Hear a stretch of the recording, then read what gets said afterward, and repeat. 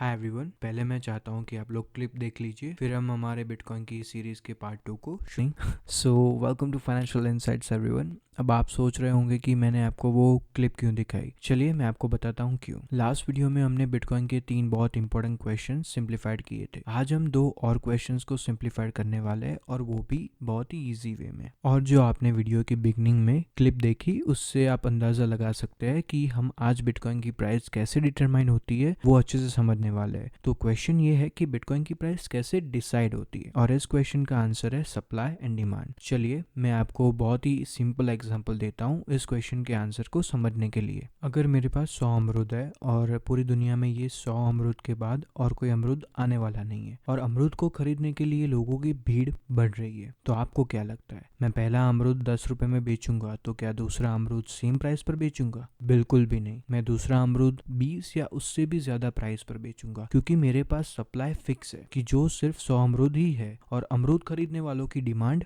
बढ़ रही है। तो ये एक मोस्ट सिंप्लीफाइड वे है बिटकॉइन की वैल्यू प्रपोजिशन को समझने के लिए। बिटकॉइन का सप्लाई सिर्फ 21 मिलियन यानी कि 2 करोड़ और 10 लाख ही है, और उस फिक्स सप्लाई में से ऑलरेडी 18 मिलियन यानी कि 1 करोड़ और 80 लाख से भी ज्यादा बिटकॉइन माइन हो चुके हैं already, and those 18 million bitcoins are currently in a circulation of a global market. और बिटकॉइन को मैथमेटिकली ऐसे डिजाइन किया है कि 2140 तक धीरे धीरे बाकी बचे 3 मिलियन मतलब 30 लाख बिटकॉइन माइन होंगे, which means that supply of a bitcoin is going to reduce by half every 4 year. However the demand will grow every year. पर शायद आप में से कोई सोचे कि अभी तो बिटकॉइन की प्राइस करेक्शन में चल रही है, पर आपको ये भी देखना बहुत इंपॉर्टेंट है कि ग्लोबल स्टॉक मार्केट्स भी अभी या तो करेक्शन मोड में चल रहे हैं या तो फिर साइडवेज रेंज में चल रहे हैं। पर उसके पीछे बहुत सारे रीजंस है कि जो हम आने वाले वीडियोस में बहुत डिटेल में कवर करेंगे। So stay tune. If you haven't subscribe the channel then please do so. पर हमारा अभी का टॉपिक बिटकॉइन है, और अगर उसकी बात करूँ तो बहुत सारे डेटा साइंस मॉडल्स बता रहे हैं कि बिटकॉइन की डिमांड बढ़ रही है। बहुत सारी बैंक्स जैसे कि Morgan Stanley, JP Morgan Chase, Goldman सैक्स, ये सब बैंक्स अपने क्लाइंट्स को बिटकॉइन प्रोडक्ट्स और सर्विसेज प्रोवाइड करने लगी है। और पेमेंट मर्चेंट कंपनीज जैसे कि वीजा एंड पेपाल भी अपने कस्टमर्स को बहुत सारी bitcoin related products and services provide करने लगे। अब अगर आपने यहाँ तक वीडियो अच्छे से समझा है तो आप में से बहुत लोगों ने सोचा होगा कि ये माइनिंग क्या है। तो अब हम बात करेंगे कि bitcoin mining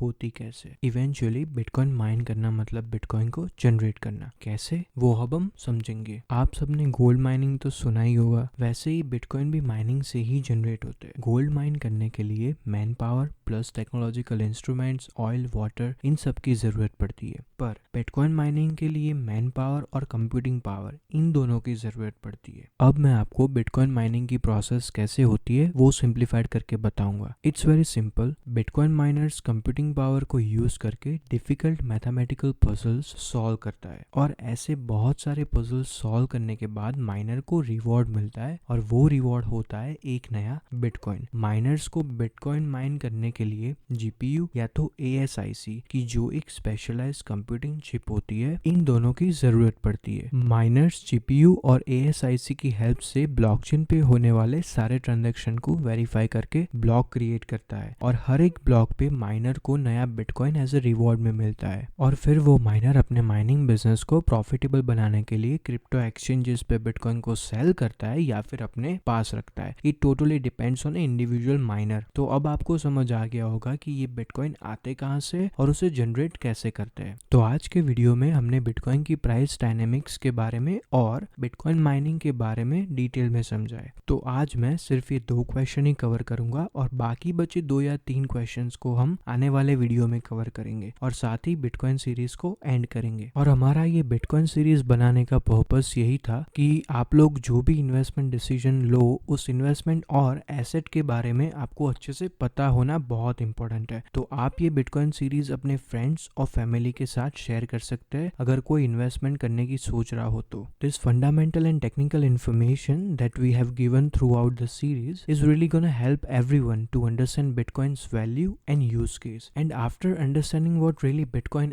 is, everyone will be able to make a right decision about their own capital.